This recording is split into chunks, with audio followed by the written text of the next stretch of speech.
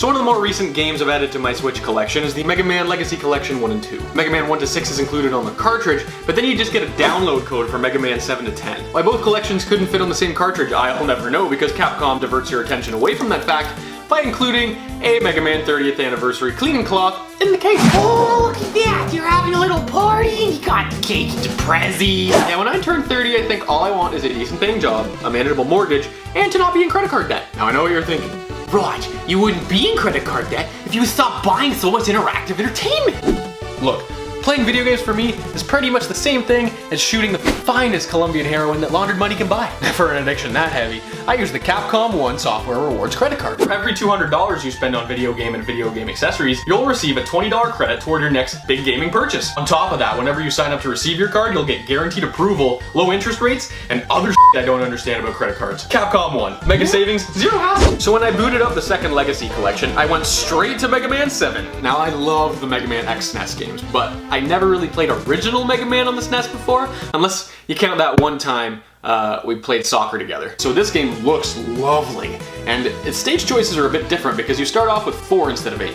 When you beat those, then you get the other 4, which when beaten lead to Wily's castle. The levels have great variety, ranging from castles with robot zombies. You know, at this point, if AMC wrote some of those into The Walking Dead, they may gain back some viewers. To icy caverns with catchy jingles. You know what I can't catch though? This damn ladder. This is why Mega Man has a dog. It has his back. Rather, his back has him, because it has a spring in it for higher altitude jumping. There's also a whole level made of springs. Can you guess who the boss is?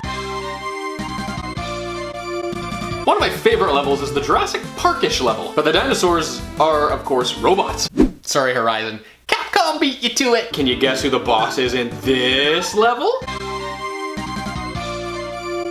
That's right, Slash Man. Not Dino Man or Caveman, which would have made more sense, like Slash Man should have had a Guns N' Roses level. And if you really have it in for Slash Man, here's a tip. Burn the trees down in his front yard. Right outside the entrance to his residence, there's a tree concealing a secret ladder.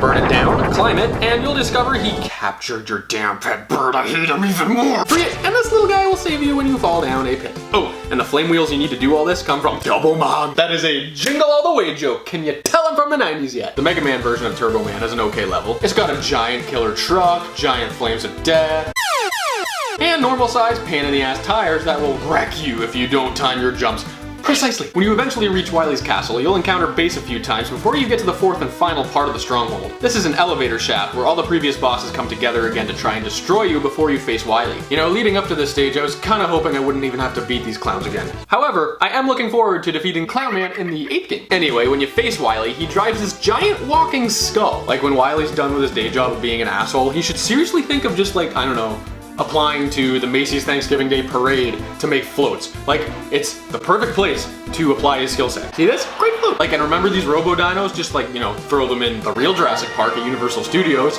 Like, Wily can do so much to entertain people. Like, if you didn't want to kill them. Now, this is also just the first half of the last boss. When you destroy another one of his poor life choices, he flies around in a smaller floating skull, teleporting and shooting, like, these elemental balls at you. But when you beat him, Mega Man kinda upgrades his pair of testicles and becomes Balls Man. Like, look at this. I'm more than a robot. Die, Wily. And then rafters and stuff fall on Wily, and what does Balls Man do? Drops the ball. Base comes in and is all, he who hesitates is lost. We shall return. Mega Man, no way. You don't get to walk away from an explosion without looking at it or flinching after that bullshit. What, did I play this game for fun?